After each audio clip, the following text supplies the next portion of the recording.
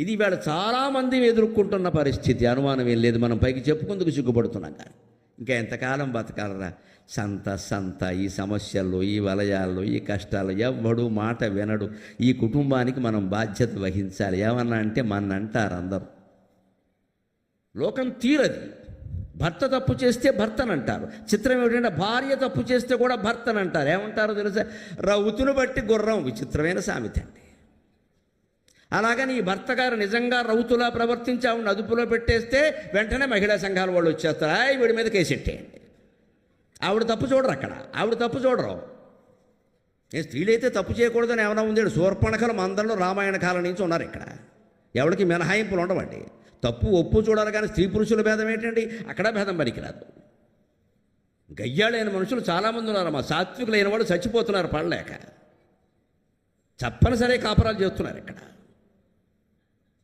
వేరే అలవాట్లును తప్పులు అక్కర్లేదు. గయ్యాడితనం చాలండి సంసారం నాశనం కావడానికి. ఏదన్నా గొడవే. మరి ఆ మొగుడు ఏం చేస్తున్నాడు? ఇక్కడ చచ్చినట్టు పడున్నాడు. గౌతమ బుద్ధుడిలా మాట్లాడుకున్నాను. వాడికి ఇవ్వాలి నోబెల్ శాంతి బహుమతి. ఉన్నాయి సంసారాలు అలాంటివి ఉన్నాయి. ఇక్కడ దుఃఖానికి, సుఖానికి, బాధలకి ఒక జెండర్ ఉండదండి. ఇక్కడ నో జెండర్.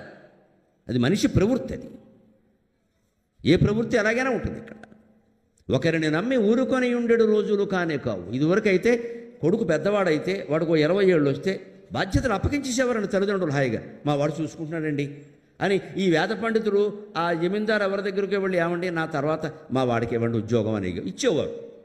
అప్పుడు ఉద్యోగాలు అలాగే ఉంటాయి. స్కూల్లో ఉపాధ్యాయుడు ఉద్యోగం కూడా అంతే. ఆ అబ్బాయికి ఇచ్చేయండి. ఆ అబ్బాయికి పెళ్లి చేసేవారు. ఆ ఉద్యోగం ఆయన చేసుకునేవాడు. ఈయన ఇంట్లో ఉండి హాయిగా జంజాలు వడుకుంటూ ఉండేవాడు సుఖంగా. ఏమి ఇబ్బందులు. ఆ వచ్చిన వేదన చదువుకునేవాడు. గడిచిపోయేది. ఈవేళ అలా అబ్బాయికి పెత్తనం అప్పగించి ఊరుకునే పరిస్థితి కాదండి. వాడు ముంచేస్తాడు సంసారాన్ని తెలివితేటలు లేకపోతే, వ్యసనాల పాలైతే. పిల్లలకి ఎలాగో ఆస్తి రేపైనా ఇవ్వాలి కదా అని ముందే పెట్టామనుకోండి, అంతే వృద్ధాశ్రమ జనమహ అయిపోయింది. ఇంకా మొత్తం సంతకం పెట్టించుకుని తోసేసేది. ముందు ఆస్తి ఇస్తే ప్రమాదం. వీళ్ళ పరిస్థితి అలాగే ఉంది. అందుకని పెద్దవాళ్ళు ఎప్పుడూ ఆస్తులు మీద ఆదాయాన్ని పిల్లలకి ఇవ్వాలి, కానీ ఆస్తులు వాళ్ళ పేర పెట్టకూడదండి. మొహమాటం లేకుండా చెబుతున్నా. మనిషి పోయిన తర్వాతే ఆస్తులు చెందాలంతే లెక్క. పోయిన తర్వాతే ఆస్తులు చెందాలి. ఎంత గొడవ పెట్టని ఇవ్వం. చంపేసుకో మంచిదే. కొడుకు చేతిలో పోవడం కంటే గొప్పతనం ఏముందమ్మా? చంపేసుకో. ఎంతమందిని చంపేస్తారండి? ఎన్నిసార్లు జరుగుతాయి? అలా భయపడిపోవాల్సిన పని ఏమిటి? ఎలాగైనా పోయేవాళ్ళమేనమ్మా. కాశీలో పోవడం ఎంతో, కొడుకు చేతుల్లో పోవడం అనగా ఈ రకంగా పోదాం. చేతుల్లో పోవడం అంటే అనేక అర్థాలు ఉన్నాయి. దానికి వేసేమనండి, ఇవ్వకూడదు. ఎట్టి పరిస్థితుల్లో కొడుకు కోడలు ఎంత గొడవ చేసినా సరే స్థిరాస్తులు వాళ్ళ పేర పెట్టకూడదు. అవసరమైతే డబ్బులు ఇవ్వచ్చు, చరాస్తులు వేరే విషయం. ₹1,00,00,000 ఖరీదు చేసే స్థిరాస్తులు ఉంటాయి, పెట్టకూడదు. పెట్టాం మా తర్వాత తీసుకోండి అంతే. లేదు జరిగింది అంటే ఈ వృద్ధుల పని అయిపోయినట్టే లెక్క. ఇవ్వకముందు ఒకలా ఉంటున్నారు, ఇచ్చాక ఒకలా ఉంటున్నారు. మొత్తం పైసామే పరమాత్మ, డబ్బుకు లోకం దాసోహం. ఇందులో ఎవరికి మినహాయింపు లేదు. ఇక్కడ శ్రీరామచంద్రుడు త్రేతాయుగంలో పుట్టాడు కాబట్టి మంచివాడుగా ఉండగలిగాడు. కలియుగంలో పుడితే ఆయన కూడా చెడిపోయాడు. దేవుళ్ళని సైతం చెడగొట్టేసే యుగం ఇది. మనుషులు ఎలా నమ్ముతామండి? ఒకరిని నమ్మి ఊరుకొని ఉండేడు రోజులు కానే కావు. 1000కొకరు కూడా నమ్మదగు ఈశ్వర బుద్ధులు లేరు. పోనీ బ్యాంకులో వేసుకుంటే ₹10 కూడా వడ్డీ లేదు కదా అని బంధువులకో మిత్రులకో ఎవరికో 4 లక్షలు అప్పిచ్చామనుకోండి. శ్రీమద్ రమారమణ గోవిందో హరి 4 నెలలు పట్టుకొచ్చి వడ్డీ ఇస్తాడు. వడ్డీ ప్రతి నెల ఇస్తున్నాడు. వడ్డీ ప్రతి నెల ఇస్తున్నాడంటే అర్థం అసలు ఎగ్గొడతాడని అర్థం. అక్కడ అంత ఖచ్చితంగా పట్టుకొచ్చి ఇచ్చేస్తున్నాడంటే అంతే అర్థం. 1000 మందిలో ఒక్కడు కూడా నమ్మదగిన భగవద్బుద్ధి కలిగినవాడు, భక్తి కలిగినవాడు, జ్ఞానం కలిగినవాడు, వైరాగ్యం కలిగినవాడు కనపడటం లేదే.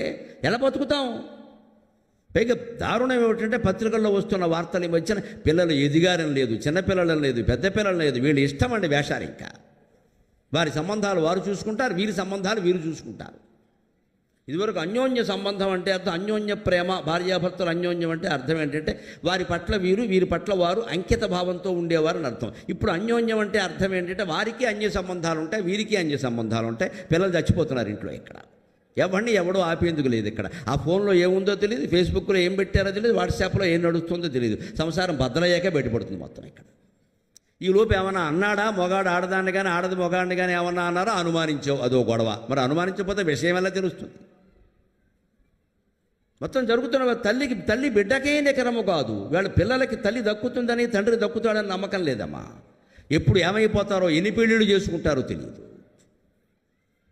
ఇటువంటి చోట మరణించడి దాకా దినాలు లాగుట్టాలి. ఎలా లాగాలి తల్లి అని అమ్మవారిని అడగకపోతే ఎవరిని అడుగుతామండి? ఈ సృష్టి అంతా ఆవిడదే కదా.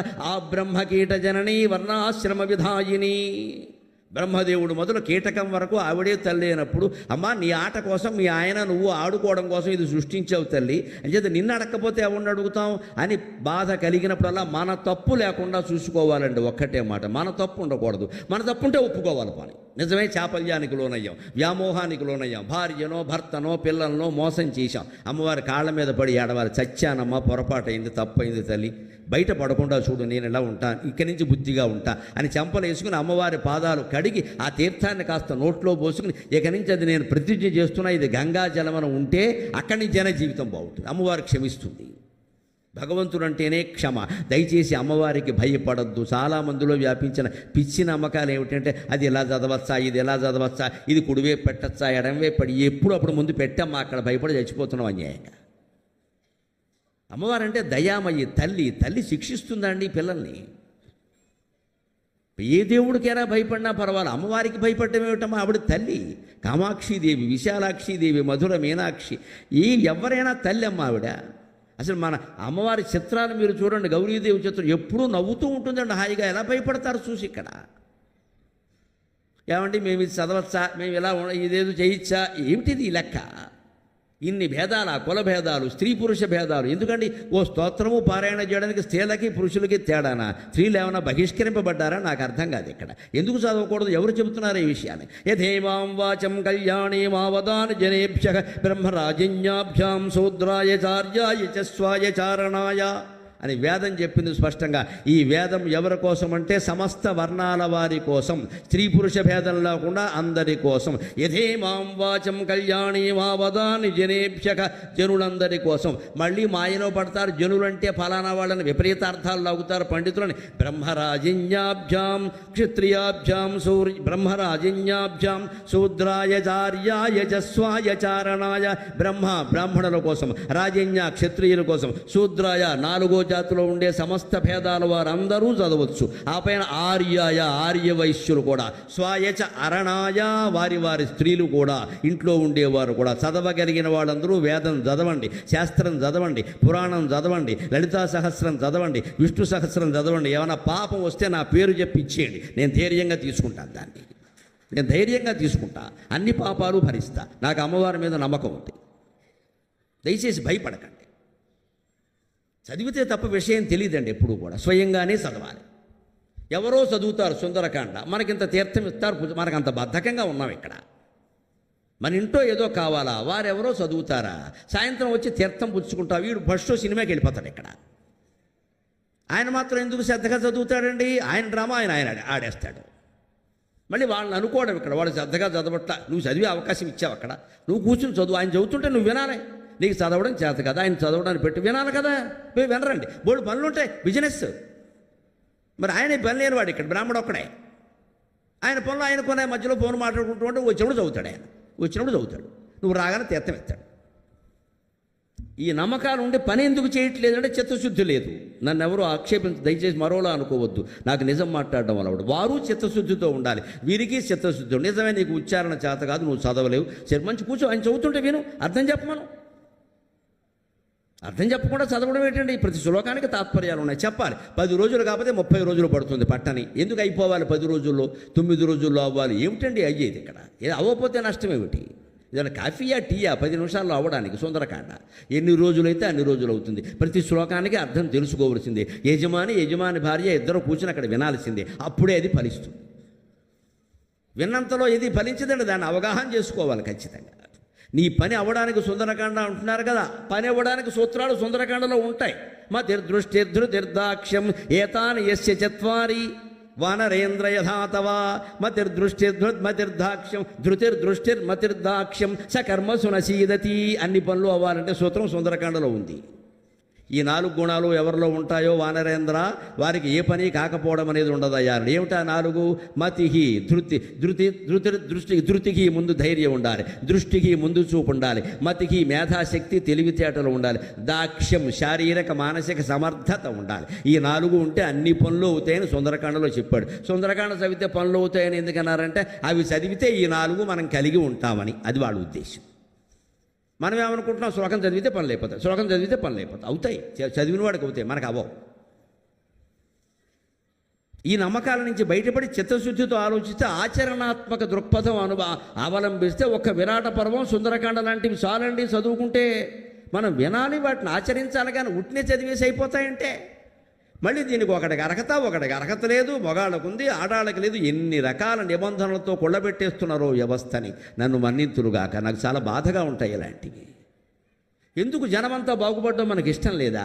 రామానుజస్వామి ఎందుకంటే శ్రీరంగం గోపురం ఎక్కి అరిచాడు, జనమంతా బాగుండాలనే కదా. ఈ మంత్రజపం వల్ల ఇంత ఫలం ఉంటుంది అంటే అంతా చేసుకోండి అన్నాడు ఆయన. నాకు పాపం వచ్చినా మంచిదే అన్నాడు. ఆ సంస్కరణవాదం ఇవాళ చాలా అవసరమండి. అన్ని కులాల వాళ్ళు, అన్ని ప్రాంతాల వాళ్ళు, స్త్రీ పురుష భేదం లేకుండా హిందూ మత గ్రంథాలు అన్నీ చదవండి. తక్షణం 24 గంటల్లో మీ జీవితాల్లో గొప్ప మార్పు వస్తుంది. అమ్మవారి సాక్షిగా చెబుతున్నా, దయచేసి నమ్మండి ఈ మాట. మహర్షి దయానంద సరస్వతి ఒకప్పుడు వేదంలో ఉండే ఈ విషయాలన్నీ బయటికి లాగి చెప్పాడు ఆయన. ఆర్య సమాజ స్థాపకుడు. ఎవరికి అనర్హత సమస్య లేదండి. ఏదైనా ఆరోగ్యాలు తేడాలు అటువంటి ఉంటే ఎవరికి వారికి తెలుసు కదా. శుభ్రత అశుభ్రత ఎవరికి వారికి తెలియదమ్మా. మనం చెప్పేది ఏమిటి? ఇక్కడ వారే చూసుకుంటారు దాన్ని. ఇంత మాయలో పడిపోతున్న సమాజంలో సైబర్ నేరాలు సహా అన్నీ జరుగుతున్న చోట భగవత్ ప్రార్థన కూడా చేసుకునే అవకాశానికి మనకి శంకలు ఉంటే ఇంకెలా బాగుపడతామండి?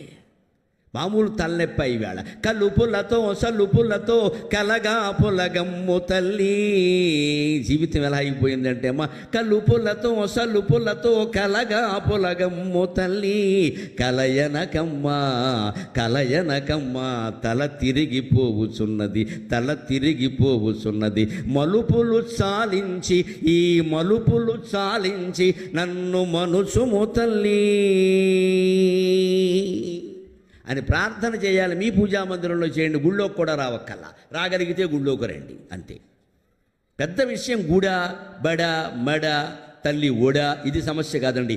మనస్సు ఎక్కడుందనేది సమస్య. మీరు చిత్తశుద్ధితో చేయగలిగితే మీ పూజా మందిరం చాలు, బయటికి రావక్కర్లేదు. మీరు మీ జీవితం అంతా దేని మీద ఆధారపడి ఉంటే దయచేసి మీ ఇంటికి మీరు 2 కోట్లు ఖర్చు పెట్టి ఉంచవచ్చు. పూజా మందిరానికి ఎంత పెట్టారో ఆలోచించండి. దాన్ని మూల గది చేయకండి దయచేసి. ఓ చిన్న స్టోర్ రూములా చిన్నది చేసి 4 విగ్రహాలు పెట్టేసి అవి కూడా తుడిచేందుకు ఓపిక లేక పని మనిషి చేత తుడిపించేసి ఈ పనులు చేయిద్దండి. మనం పడుకుందుకేమో 7x7 మంచం కావాలా? దానికి మళ్ళీ 16x16 గది కావాలా? శ్రీమన్నారాయణమూర్తి లక్ష్మీదేవి శయనించడానికేమో 3 అంగుళాల చోట. మన కర్మ కాలిపోయి ఈశాన్యంలో పెట్టావు. ఈశాన్యంలో పెట్టావు ముఖ్యం కాదు, ఎంత పెట్టావు ఇక్కడ. నువ్వేనా కూర్చుంటావా? పక్కన మీ ఆవిడ కూర్చుందుకు చోటు ఉందా? 4 పుస్తకాలు ఉన్నాయా అక్కడ? చదువుకుందుకుందా? ఏం లేదా? గంట తిప్పి పరిపోవడమే. అది కూడా స్నానం చేసిన తువ్వాలతో వస్తాడు సంత. మళ్ళీ బట్ట కట్టుకునే ఓపిక కూడా లేదు ఇక్కడ. ఏదో తడి పొడిగా ఉండే తువ్వాలతో పూజామందిరంలోకి వచ్చేసి ఇలా తిప్పేయడం. ఎక్కడ ఊడిపోతుందో తెలియదు ఈ సంత. ఇది తిప్పేసి వెళ్ళిపోవడం. ఎందుకంటే అవతల కారు సిద్ధంగా ఉంది, వెళ్ళిపోవాలి బయటికి. బిజినెస్ అయిపోతాయి. యమధర్మరాజు తలుచుకునేవాడికే మన బిజినెస్. వాడు మనకంటే బిజినెస్ చాలా బిజీ. వాడు ఒక్క దెబ్బ ఎత్తాడు, మళ్ళీ లేవడు ఇక్కడ. ఆ కారులోంచి మళ్ళీ ఇంటికి రాడు. ఇంకా వెళ్ళేటప్పుడు బాగానే ఉన్నారు. పోయేవాడు ఎవడన్నా వెళ్ళేటప్పుడు బాగానే ఉంటాడమ్మా, లేకపోతే వచ్చాక ఉండేవాడిగా. పూజ చేయమండి అసలు. మనం దానికి సమయం ఉండదు అన్నారు. మగాళ్ళకి అసలే ఉండదండి. ఇంకా వీళ్ళ ప్రాణాలు ఎందుకు ఉన్నాయంటే నన్ను మన్నింతులు ఒక ఆడాలు చేయబట్టి కనీసం ఇక్కడ. వెనకాల మహిళలు నానాయాతన పడి ఏదో ఒకటి చేసి మా ఎన్ని కాపాడు బిడ్డలను కాపాడనప్పుడు దేవుడు కరుగుతున్నాడు అక్కడ. ఏదో ఆ ఇల్లాలి ఎడుస్తుంది పాపం, వాడికి ఏదైనా జరిగితే దీనికే కదా బాధ అని ఆవిడ కాపాడుకుంటుంది. కదా లేదా ఉంటాయండి మన వాళ్ళకి. రాజకీయాలు ఎక్కువ, వ్యాపారాలు ఎక్కువ, 100 పనులు ఉంటాయండి. దేవుడు పూజ తప్ప అన్ని పనులు ఉంటాయి. అసలు ముందు కింద కూర్చున్న ఓపిక ఎక్కడా? కాళ్ళు వంగవయ్య. అందరికీ సయాటిక, అందరికీ మోకాళ్ళు నొప్పులు. పూజా మందిరం విశాలంగా ఉండాలి, అక్కడ కూర్చోవాలి, పారాయణ చెయ్యాలి, స్తోత్రం చెయ్యాలి. కనీసం 1 గంట సేపు దైవ మందిరానికి మనం కేటాయించాలి. నువ్వు ఏం చదువుతావో నాకు అనవసరం, కేటాయించు. నేను కేటాయించి చెబుతాను. నేను పొద్దున్న 1:30 కేటాయిస్తాను, తర్వాత 12ంటికి జపం, 3:30కి జపం, 6:30 నుంచి 7:30 జపం, మళ్ళీ ఇంటి దగ్గర ఉంటే 9:15 నుంచి 9:45 జపం. అప్పుడు 1 గ్లాసు పాలిస్తారు నా ప్రాణానికి, తాగి పడుకుంటాను, అంతే లెక్క. 4 గంటల పైన జపంలో గడకబట్టి ఈవేళ ఈ జీవుడు ఇన్ని వేల మంది ముందు ధైర్యంగా, హాయిగా, చిత్తశుద్ధిగా మాట్లాడగలుగుతున్నాడు.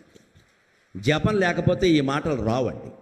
పుస్తకాలు చదివితే వచ్చే మాటలు కావండి. లోపల ఆత్మానందంలో, జపంలో మహామౌనం. పైగా నేను చేసే జపం నామస్మరణ కూడా కాదు, మహామౌనం.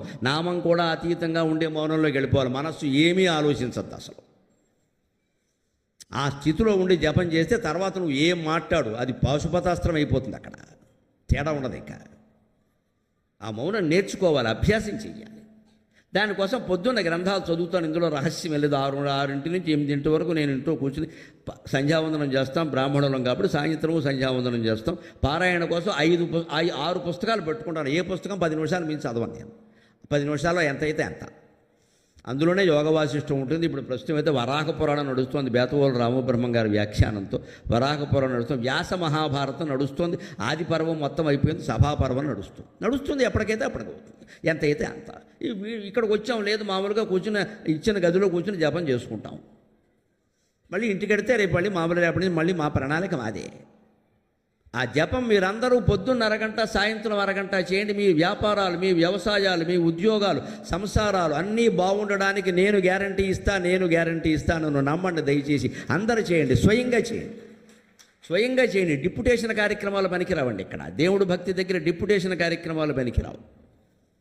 వాడి చేతి చేయించా, విడి చేతి చేయించా, ఇన్ని గుళ్ళు కట్టించా, ఇంతమంది జపం చేసుకుందుకు పెద్ద హాలు కట్టించా, లేదు హాల్లో నువ్వు కూర్చున్నావా లేదా అది చెప్పు. నీ హాలు కట్టకపోయినా పర్వాలా. ఇంతమంది జపం చేసుకునే అవకాశం ఇస్తాడు, ఏం చేయడు. ఇక్కడ చెడిపోయిన దుర్వ్యసనాల పాలైన తండ్రి ఏమంటాడు, ఒరే నేను ఇలాగ తాగి నాశనం అయిపోయినరా, నువ్వేనా బాగుండరా. అప్పుడు వాడు కూడా ఏమంటాడు, నాన్నగారు నేను కూడా అలా అయిపోయి మా అబ్బాయికి చెప్తానంటాడు. నువ్వు చెప్పినప్పుడు నేను చెప్పనేటి, నన్ను కూడా అయిపోయినా కూడా దయచేసి kindly allow me to take a chance. నేను కూడా శుభ్రంగా తాగేసి మా అబ్బాయికి చెప్తా, నువ్వు ఇలా పడకురా, మరి నువ్వు తాగేసి నాకు చెప్తావు ఇక్కడ నేను ఇలా అయిపోయానరా, నువ్వు అవ్వద్దని. అప్పుడు కొడుకు అంతే చేస్తాడు. ఇదెందుకు మానలేకపోతున్నాం ఇక్కడ? కనీసం ఒక ఆలోచన, 20 ఏళ్ళు తాగాం అని అయినా మానేయాలి కదా, సీనియారిటీ చాలు కదా, ఇంకెన్ని ఏళ్ళు తాగుతావు? ఇప్పుడు ఎలా మానుతాం కదా, ఇప్పుడు ఎందుకు మానలేం? ఇంత తిన్నాం కదా, ఇన్నాళ్ళు తిన్నాం కదా, మానేయాలి కదా. అందుకే ఎంత అలవాటైన దాన్నైనా మానేయడం కోసమే మనకి కాశీ వెళ్ళినప్పుడు, గయి వెళ్ళినప్పుడు ఓ కాయ, ఓ పండు, ఓ పువ్వు వదిలేయమన్నారు. కాయ, పండు, పువ్వు వదలలేని వాడివి సంసారం ఎలా వదులుతావయ్యా ప్రాణం పోయేటప్పుడు? అందుకోసం పెట్టారు. అది హిందూ ఆచారం అంత గట్టిగా ఉంటుంది. వంకాయ కూర తిన్నాడు, 80 ఏళ్ళు తిన్నాడు. 80 ఏళ్ళ తర్వాత కూడా వదిలేయలేవా? గుత్తి వంకాయ, నీ నెత్తి వంకాయ ఎంతకాలం తింటావు ఇక్కడ? వదిలిబారి. వంకాయ కూర వదలలేని వాడి మొత్తం భార్య పిల్లల్ని సంసారాన్ని ఎలా వదులుతావయ్యా? వదలడం అంటే వదిలేసి ఎక్కడికో వెళ్ళిపోవడం కదా, ప్రాణం పోతుంది కదా. పోయేటప్పుడు నిశ్చింతగా పోవాలమ్మా. మనం పుట్టినప్పుడు మనం ఏడిచాం, గుర్తుపెట్టుకోండి. మనం పుట్టినప్పుడు మనం ఏడిచాం, అందరూ నవ్వారు. మనం వెళ్ళిపోయేటప్పుడు మనం నవ్వుతూ వెళ్ళిపోవాలి, అందరూ ఏడుస్తారమ్మా సహజంగా. అది జీవితం. సరిగ్గా దీనికి రివర్స్. మనం పుట్టినప్పుడు మనం ఏడిచాం, అందరూ నవ్వారు. తల్లి సహా, బంధువులు సహా అందరూ నవ్వారు, కేరింతలు కొట్టారు, అబ్బాయి పుట్టాడు, అమ్మాయి పుట్టిందని. మరి మనం ఏడిచాం. అంచేది పోయేటప్పుడు మనం నవ్వాలి, ఆనందంగా వెళ్ళిపోవాలి, వాళ్ళు ఏడవాలి. అంటే ఏడుస్తున్నారంటే అర్థమేంటి? ఏదో మంచి చేసాం మనం, అయ్యో వెళ్ళిపోతున్నాడని ఏడుస్తున్నారు. దుర్మార్గం చేసిన వాడి గురించి ఏమనుకుంటారు? అమ్మయ్య అనుకుంటారు. కొందరు పోతే అయ్యయ్యో అంటారు, కొందరు పోతే అమ్మయ్య అనుకుంటారు. పైకి అనరు, కానీ పైకి అయ్యయ్యో అంటారు, లోపల మాత్రం అమ్మయ్య అనుకుంటారు. పోయాడు, శనిదులిపోయి. అంచేది మనం పోతే అయ్యయ్యో అనుకోవాలి, కానీ అమ్మయ్య అనుకోకూడదు. వదిలిపోయింది శని అని. పుట్టినప్పుడు మనం ఏడిచాం, అందరూ నవ్వారు. పోయేటప్పుడు మనం నవ్వుతూ ఆనందంగా వెళ్ళిపోవాలి. ఇంకా అది చేయలేకపోయా, ఇది వద్దమ్మా, ఇంకేమన్నీ చేసినవి చాలు. సంతృప్తిగా, హాయిగా మృత్యువు కోసం అలాగనే మృత్యువును కోరుకోవలసిన పని అనేది ఇక్కడ ఎలాగూ వస్తుంది. Welcome to death. వచ్చేటప్పుడు స్వాగతం చెప్పడానికి సిద్ధంగా ఉండాలి. హాయిగా ఇంకేం లేదు. ఆ సూచనలు ఏమన్నా లోపల పోయేవాడికి కనిపిస్తే గంట కొట్టేస్తూ ఉంటుంది లోపల. హాయిగా పరమేశ్వర, జయ పరమేశ్వర, తీసుకెళ్ళిపో, నమశివాయ. అంతే. ఎవరి దగ్గరికి వచ్చినా సరే నమశివాయ, చేతులతో తోసేయి నమశివాయ. ఎందుకంటే అది ఒక్కటే కాపాడేది, ఈ బంధాలు ఇవి కాపాడేవి ఇక్కడ. ఇంకా పెద్దాన్ని పిలువు, చిన్నాన్ని పిలువు, వేరుశనక్కాయలు పిలువు, కందిపప్పు పిలువు, కుదరదు ఇక్కడ. ఆ బంధాలు తగ్గించుకోవాలి ఖచ్చితంగా. అది జీవితం. అందుకు ఎందుకు చేసుకోవాలి ఈ పని? ఉన్నదేమన్నా సుఖంగా ఉందా? మరణం పక్కనట్టండి. ఉన్నదేమన్నా సుఖంగా ఉన్నా కలుపులతో సలుపులతో కలగా పులగమ్ము తల్లి.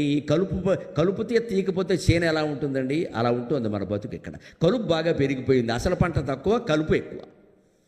అంటే కల్మష లక్షణాలు, గొడవలు, అనుమానాలు, క్రోధాలు ఎక్కువ, నీతి నిజాయితీ తక్కువ. ఆ పైన సలుపు ఎక్కువ. పుండు సలుపుతూ ఉంటుంది చూడండి, అలా సలిపేయడం ఇక్కడ. కొంతమంది అంతే, ఏదైనా అనుకున్నారు అంటే వాళ్ళు అయ్యే వరకు ఇంట్లో వాళ్ళని బయట వాళ్ళని సలిపేస్తూ ఉంటారు, పైకి కనపడరు ఇక్కడ. మౌన పోరాటం చేసేసి సలిపేస్తూ ఉంటారు ఇక్కడ, పైకి ఏమీ కనపడదు. వీడు పొరపాటును చేసుకుంటే అది పెద్ద హింస అయిపోతుంది ఇక్కడ. కానీ ఈ సలిపిందంతా ఏమవుతుంది ఇక్కడ? మండదా ఎవరికైనా, మనిషి ఎవరికైనా. ఈ సలపడం ఎక్కువ, పుండు కూడా సలపదు అలాగా. ఈ రకంగా కలుపులతో సలుపులతో కలగా పొలగమ్మ తల్లి. జీవితం కలగా పొలగం అయిపోయిందమ్మా. ఏదైనా పదార్థం తినాలి అంటే పదార్థంలా ఉండాలి. అందులో అవి ఇవి రకరకాలు కలిపేసారనుకోండి, ఇంకేముండవు. పరమాన్నం అంటే పరమాన్నంలాగే ఉండాలి. అందులో 4 జీడిపప్పులు వేసి వేయచ్చు. ఇంకన్నీ రకరకాలు. ఇంక అందులో వేరుశనగ పప్పులు వేసేసి, క్యారెట్ వేసేసి, కాకిరెట్ వేసేస్తే ఇంక పరమాన్నం ఎందుకు? చేతకాని వాళ్ళు, చేతకాని వాళ్ళు చేసే పనులు. ఉప్మా చేస్తే ఉప్మా తాలింపు పోపేస్తే చాలు, ఇంకేం అక్కల. కరివేపాకు ఎలాగో వేస్తారు చాలు. అందులో వేరుశనగ గుళ్ళు ఎందుకు వేస్తారో నాకు ఎప్పటికీ అర్థం కాదు. వేదాలు అర్థమవుతాయి కానీ వేరుశనగలు అర్థం కావాలి. ఇది పంటికని తగులుతూ ఉంటాయి ఇవి చికాకు. కానీ నాకు అందుకే ఉప్మాలో వేరుశనగ రాకపోతే నేను ముందు చెంచాలో పక్కన ఎట్టేసి మిగిలింది తింటాను నేను. అవన్నీ కలిపి తింటాను. ఉప్మా రుచిపోయింది, దాంట్లో మళ్ళీ క్యారెట్ ముక్కలు వేయడం, ఉల్లిపాయలు కూడా వేయడం మన కర్మకి. పైగా ఇన్ని ఉండగా మళ్ళీ 2 చట్నీలు. ఇది ఎందుకో తెలియదు ఇక్కడ. అది బాగానే ఉందిగా, అందులో బోళ్ళు పోపు వేసారు, ఇవన్నీ వేసారు, ఇంకా చట్నీలు ఏమిటండి? అంటే తింటున్నది ఉప్మానా లేకపోతే ఏమిటో చెప్పమా అన్నట్టుగా ఉంటుంది అది. అసలు పదార్థం చేత కాకపోతే ఇవన్నీ వస్తాయండి. పూర్వం ఎవరు ఇలా చేసేవారు కాదు. ఉప్పుడు పిండం చేసేవారండి ఇంట్లో ఆడవాళ్ళు, బ్రహ్మాండంగా తినేవారు. అద్భుతమైన రుచి. మా మామగారు తింటుంటే లాక్కుని తినేవాళ్ళం. ఒరే నేను తినేది ఇది ఒకటేరా లాగద్దనేది ఆవిడ. ఆ ఉప్పుడు పిండి అంటే ఉప్పు కూడా ఉండదు అందులో, అటువంటి పిండి అది. అంత రుచిగా ఉండేది. ఏదో చిన్న పోపు వేసేవారు అంతే, కొంచెం పోపు వేస్తే అయిపోయేది. అలాగా మన జీవితం కూడా ఎటువంటిది అంటే కలగా పులగం అయిపోతే కష్టం అండి. ఇది ఒరిజినల్ సహజంగా ఉండాలి. చూసాము అంటే చూపులో మరేం ఉండద్దు, మాట్లాడామంటే మాటలో మరేం ఉండద్దు, చిత్తశుద్ధి తప్ప. బాగుపడాలని మాట్లాడమంతే. దానికి వెనక ముందు 100 రకాలు చేర్చద్దు. ఈ పేర్చడం వల్లే తగాదాలు ఎక్కువైపోతాయి. ఒక చిన్న తగాదా ఏదో వచ్చింది అన్నదమ్ముల మధ్యలో, ఆ మాటే మాట్లాడుకోవాలి. నువ్వు అప్పుడేమన్నావు, అమావాస్య నాడు అట్టెట్టావా, పున్నమి నాడు బూరెట్టావా, ఈ మొత్తం దండకం వద్దు. ఈ ఒక్క తేడా వచ్చింది, ఆ ఒక్క తేడా సరి చేసుకోవచ్చు. పాతవన్నీ కెలికామనుకోండి, ఇది ఎప్పటికీ తెమలది. ఇది పెద్ద తేగల పాత్ర, తవిన కొద్దీ వస్తూనే పాతవి కలగకూడదు ఎప్పుడు. ఆ క్షణంలో దేని గురించి గొడవ వచ్చిందో దాని గురించే చర్చించు. ఐక్యరాజ్య సమితి వరకు వెళ్ళక్కల, ఎక్కడే తేలిపోతుంది అది. ఆ ఒక్క విషయమే తేడా. దానికో 2 కలిపేసి దీనికో ఇంకా ముందు కూడా ఇలాగే ఉంటామని ఊహించేస్తే ఇంకెవడో ఏం చేయలేడు ఇక్కడ. కాపరాలు తెముల్చుకోవడం అంటారు దీన్ని. తెముల్చుకోవడం అంటే ఆ విషయమే మాట్లాడు, ఇంక రెండోది మాట్లాడద్దు. అది జరిగింది కదా, నిజం. అది తప్పైతే ఒప్పుకుంటాను, వదిలేసే విషయాన్ని. దానికి ఇది కలిపేస్తే మొత్తం నేరస్తులు అయిపోయారు పుట్టినప్పటి నుంచి. ఇదే కలగా పొలగం చేసుకోవడం అంటే. స్వచ్ఛత ఉంటే, సహజంగా ఉంటే చాలంటే ఇంకేం లేదు అక్కడ. అందుకని అమ్మవారిని ప్రార్థన చేయాలి. కలయనకమ్మ అద్వైతం ప్రకారం, శంకరాచార్య చెప్పిన ప్రకారం బ్రహ్మసత్యం జగన్మిథ్య ఇదంతా స్వప్నం. ఇవన్నీ రమణ మహర్షికి శంకరాచార్యకి అర్థమవుతాయేమో, మాకెక్కడ అర్థమవుతాయి? మేము అలా భావించగలమా? ఎదురుగా ఇంత ప్రపంచం ఇలా కనపడుతుంటే, నామరూపాత్మకంగా కనపడుతుంటే, చరాచర జీవరాశులన్నీ కనపడుతుంటే, నదీనదాలన్నీ కనపడుతుంటే, పర్వతారణ్యాలన్నీ కనపడుతుంటే మిథ్య అంటే ఎలా తెలుస్తుందమ్మా? మా స్థాయికి ఇది అర్థమయ్యే విషయం కాదు తల్లి. అందుకని కలయనకమ్మ. మరి ఏం చేయమంటావయ్యా అంటే, మలుపులు సాలి నన్ను మనసుము తల్లి తల తిరిగిపోతున్నది. ఈ చిన్న సంసారం ఇంత చేస్తే 2 పిల్లలు కూడా లేరు ఇక్కడ. వీళ్ళని కాస్త గట్టెక్కించి వీళ్ళ చదువులు పూర్తి చేసి వీళ్ళని సంసారాలు చేయించి పంపేసరికి మొత్తం తల ప్రాణం తోక్కొస్తుంది. ఇంకా మలుపులు తిప్పద్దమ్మా, తిప్పిన మలుపులు చాలు. ఇక తిప్పవలసిందలా నీ ఆలయం ఉండే మార్గం ఉంటుంది, నీ దేవాలయం గుడి ఉండే మార్గం. ఆ మార్గంలో ఆ గుడి ఉన్న సందులో ఒక మలుపు తిప్పమ్మా, ఇంక అక్కడే కూర్చుంటే ఇంక బయటికి రానని అమ్మవారిని ప్రార్థించాలి.